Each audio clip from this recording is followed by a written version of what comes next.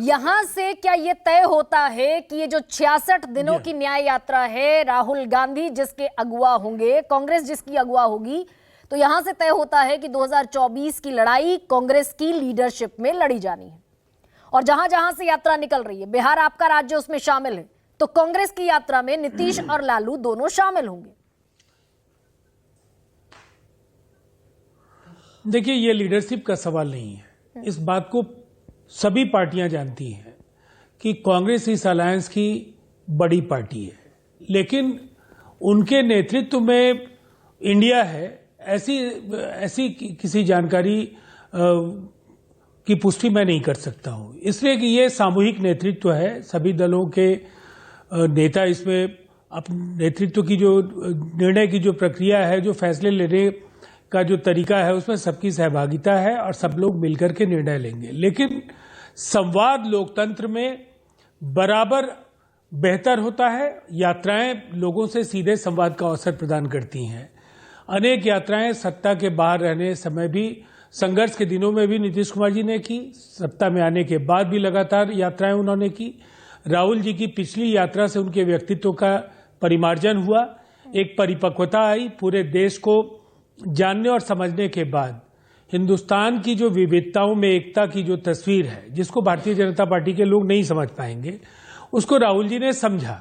और दूसरी बार इस यात्रा की शुरुआत उस प्रांत से हो रही है जिसकी जो वेदना है, जो उसकी पीड़ा है, जो वहां की विभीषिकाएं हैं, उससे आज भी लोगों के रोंगटे सिहर रहे हैं। और उस पर बार बार दिल्ली की चर्चा मैं भारतीय जनता पार्टी के नेताओं को करते हुए देखता हूं। मौतें कहीं भी हो, कहीं भी विस्थापन हो, कहीं भी आगजनी हो, हिंसा हो, ये शर्मनाक है, दुर्भाग्यपूर्ण है और कहीं ना कहीं उस समय की सरकार की बड़ी विफलता है। लेकिन राजीव जी, गुजरात के दंगों पर क्या कहेंगे को लेकर ये क्यों ना पूछा जाए कि यात्रा पॉलिटिकल है? बड़ा वाजिब सा सवाल है।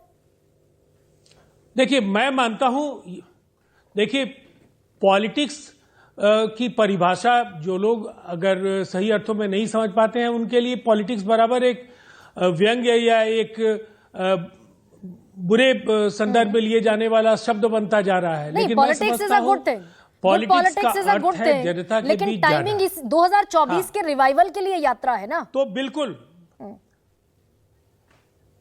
तो इसमें बुराई क्या है? भारतीय जनता पार्टी उसी दृष्टि से काम कर रही है, इंडिया को भी उसी दृष्टि से काम करना है। और मैं तो पूरी तरह से मानता हूं कि इसके दौरान जो इंडिया के अलग अलग राज्यों में जो वहां की सरकारें हैं वो बेहतर कर रही हैं। बंगाल में अच्छा काम हो रहा है, बिहार में अच्छा काम हो रहा है।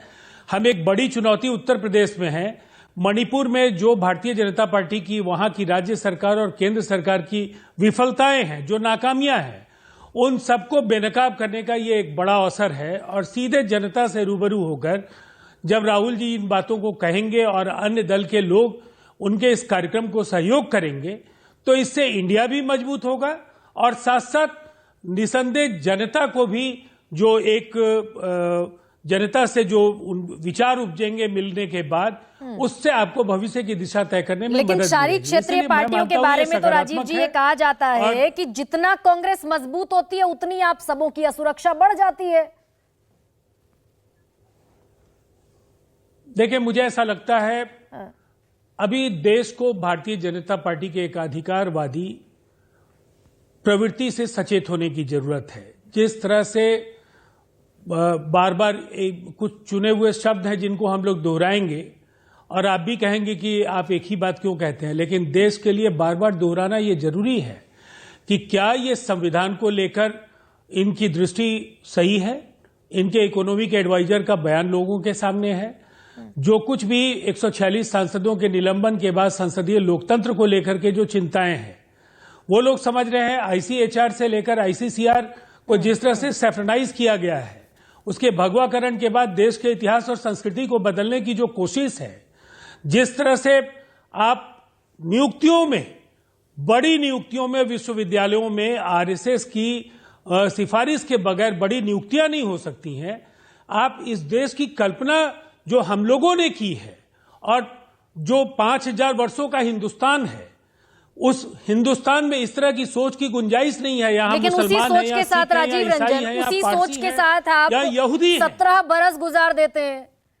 2013 से पहले तक आप एनडीए में थे, 2015 के बाद फिर आप एनडीए में आ गए, उसी सोच के साथ आप रहते हैं ना।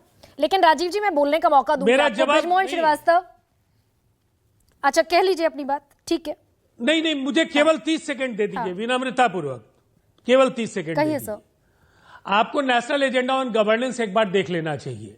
नेशनल एजेंडा ऑन गवर्नेंस जो ऐसे सवाल थे जिनसे कहीं ना कहीं समाजवादी मूल्यों को लेकर जो हमारी प्रतिबद्धता थी, देश के धर्मनिरपेक्ष चरित्र को लेकर जो हमारी चिंताएं थी, जो गवर्नेंस को लेकर के इनके तौर तरीके थे, उसको लेकर के ही नेशनल एजेंडा ऑन गवर्नेंस बना। और नेता कौन थे देश के? वो अटल बिहारी वाजपेयी थे। तो उस दौर में सुविधाजनक तरीके से चला। ये जब पार्टियां हम बराबर सतर्क राजीव जी, वही मैं कन्वीनियंट और नरेंद्र मोदी जी की सरकार में भी जब हम लोग थे, की बात करती तो चाहे महंगाई 2015 के बाद किसकी अगुवाई थी जब आप एनडीए में दोबारा शामिल हुए? लेकिन वो थोड़ा सा डिबेट मेरी डीरेल हो जाएगी, मैं विषयांतर पर आ जाऊंगी। मैं बृजमोहन श्रीवास्तव से सवाल पूछ रही हूँ।